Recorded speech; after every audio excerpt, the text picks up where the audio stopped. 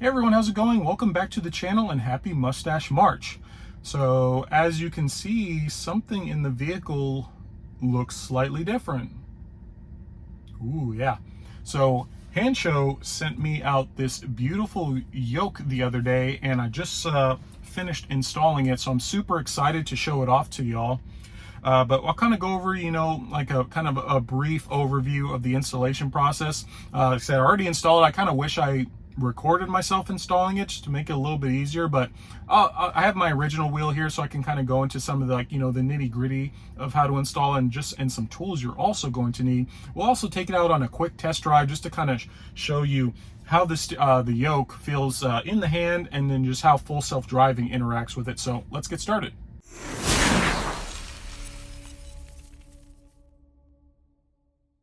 All right, so we'll go through this step by step on how to remove your old steering wheel and some of the things you'll need to do to install the yoke.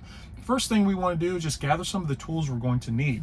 So the first thing you're going to need is some sort of round object. This is basically to remove the airbag assembly from the original steering wheel. Next, you'll need, I recommend just a small, very tiny flathead screwdriver just to disconnect the connectors a little bit easier. And the next thing you'll need, just a socket set with a hex bit set as well.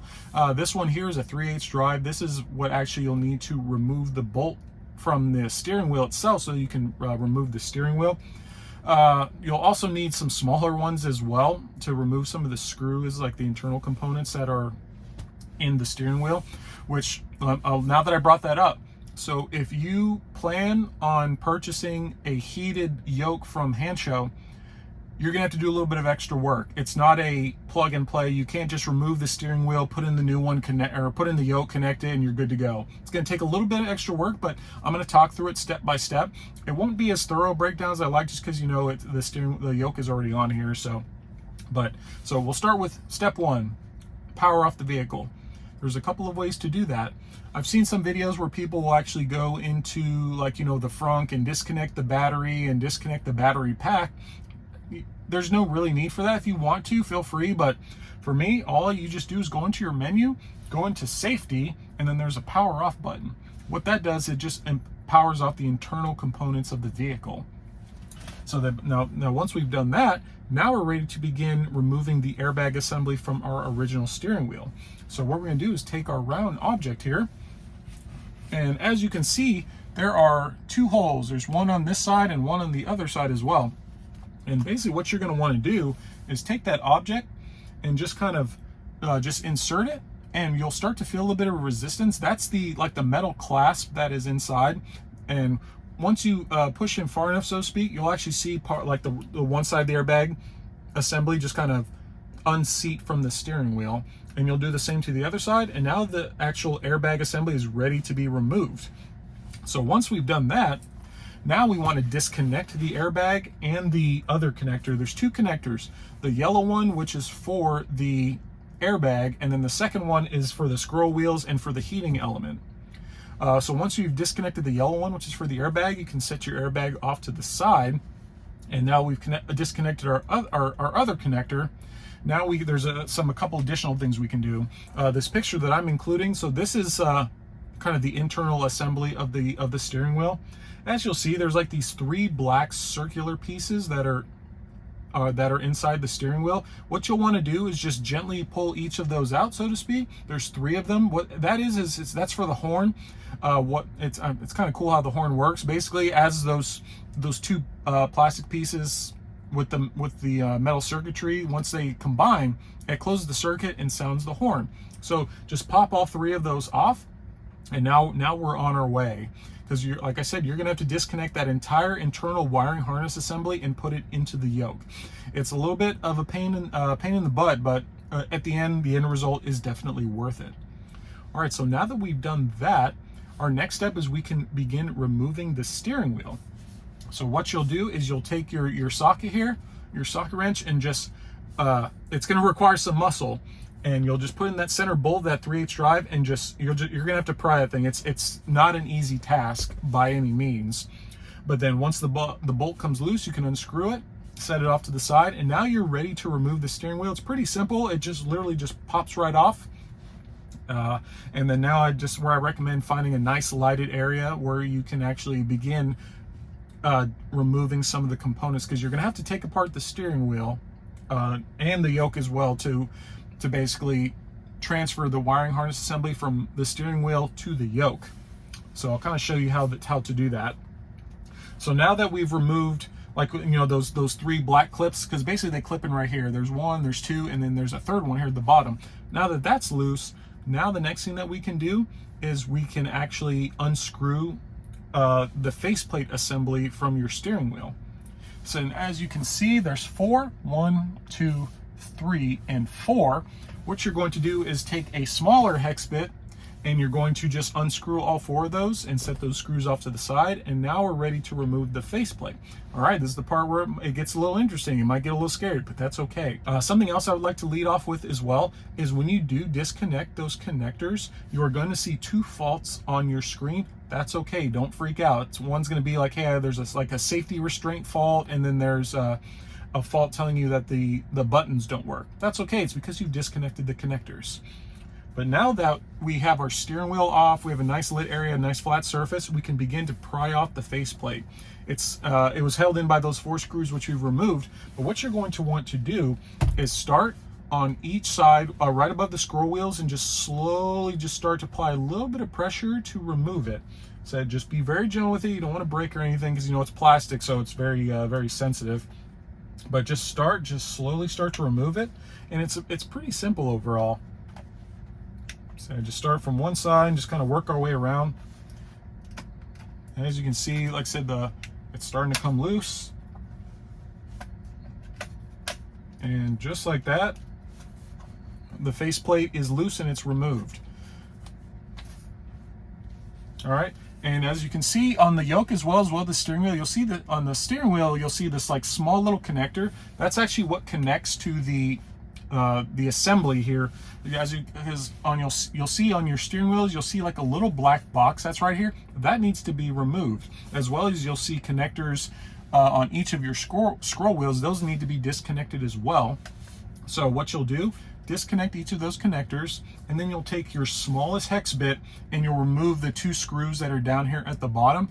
I unfortunately did not have one that was small enough to unscrew those, so I kind of freaked out a little bit. I'm like, man, I have a steering wheel in pieces. I can't go drive somewhere and find an even smaller one. But turns out this very small flathead fit in there just right to where I was able to actually unscrew the 2 screws that were in there holding that black box in place. So what I did, so I removed the entire like wiring harness assembly, and now it's ready to be installed into the yoke. I didn't think about actually just, removing this entire piece with the connector still connected and just putting it into the yoke one. I don't know why I didn't think of that. I'm sure it would work, especially if you want the same look, but if you have carbon fiber or some sort of additional options, that's not going to work. You're going to actually have to remove the entire harness assembly. But it's good that I actually did it, because now I know how to do it, and now I'm teaching you how to do it as well, so you don't struggle like I did.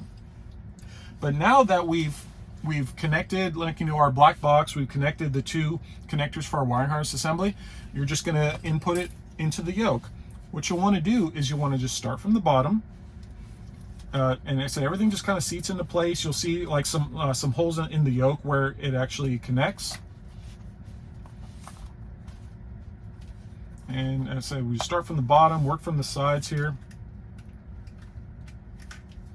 It says it's difficult doing this in my car, but I'm here for y'all. We want to make sure all of our wiring is out of the way and everything.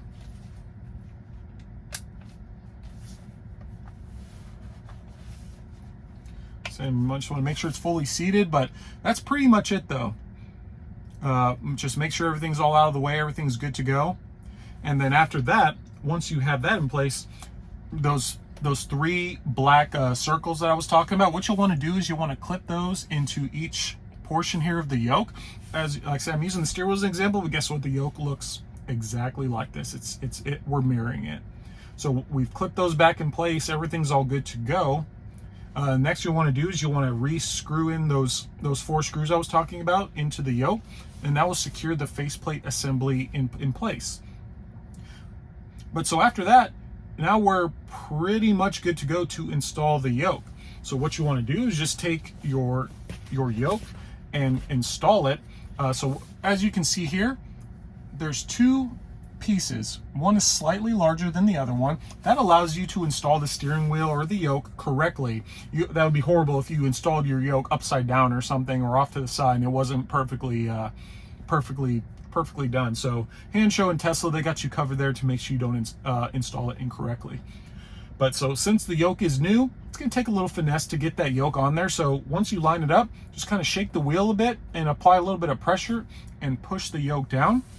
And if it's not seated and not flush, that's okay. What you want to do is put the bolt back in and start screwing it in, so that and you'll feel it actually start to get tighter, and you'll actually see the yoke itself kind of push back just a little bit further and tighten it as far back as it can go. And now we're good to go. So now we can actually start reconnecting everything. So just kind of in reverse order, now we'll install our burgundy connector into the left side, which will give us our button control back and our heated steering wheel. And we'll take our airbag and just slowly put that right back on. I guess I should follow up with the little metal piece I was talking about. So the metal piece I was talking about, that that it's very pliable to allow you to remove the airbag. You'll have to put that into the yoke as well. That's very simple to remove. You just literally just kind of bend them in a little bit and then just pop it back into the steering wheel. I'll show that picture again of how that looks. But now that everything's back in there, now we can put the airbag in. So what you're going to do is just take that yellow clip, connect it into the right side, and then now you'll see all your faults disappear like instantly. There's not so everything's all good to go. And then you'll just clip your airbag back on into the yoke. So we'll just do it's kind of a quick horn test, and now we know that everything's good to go. So now our yoke is fully secured, it's on, it looks great, and now we're ready to take it for a quick test drive. All right, so we're going to take the yoke out for a spin for the first time. So just already from the first impressions, I can already tell that this is going to be this is going to be fantastic for those that if you keep your hands, the 9 and 3 position. As for the Nappa leather is very soft, very supple. It's just very comfortable in the hand. I do have the heated steering wheel on. Something I have noticed is that the heated steering wheel in this car, or excuse me, on this yoke, is not as hot as the original Tesla steering wheel, which I'm actually kind of happy about that, because for y'all that have a Model Y or a Model 3 with a heated steering wheel, that thing gets hot. Like literally 10 seconds in, I'm not even joking, my palms are sweaty, and this thing is boiling. So I am kind of happy that it doesn't get as warm. It gets just warm enough to where if you got cold hands, it would be perfect for you. But enough about that. So we're gonna take it out for a drive. So we're here at our first stop, so we're gonna just make a quick turn. So we don't have that wheel anymore, but man, that's simple. That was very easy to do. Like, I thought it was going to be a huge learning curve using this yoke, but overall I like it. I like being able to manipulate the yoke a lot better and to manipulate my turns. It just seems very easy to use. So we'll make a quick 360 here. Of course, the turning radius of the Model Y isn't the best. Nope, not going to make that one.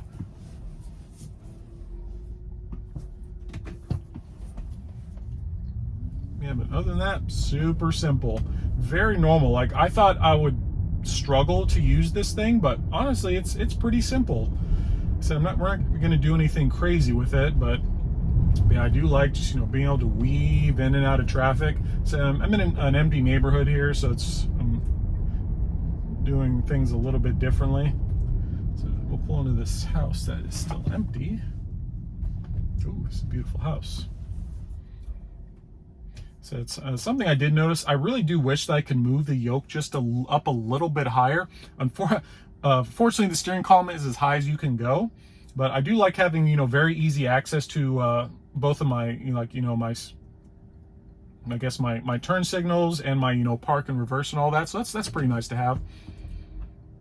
And we'll try a reverse out of a driveway.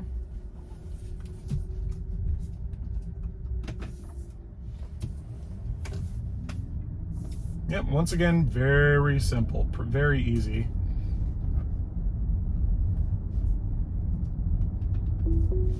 So we'll try some full self-driving real fast. It's going to make a turn up here on the right here in a second. So the only thing that I've noticed that might be a little weird is, you know, full self-driving itself. So here it is about to make its turn.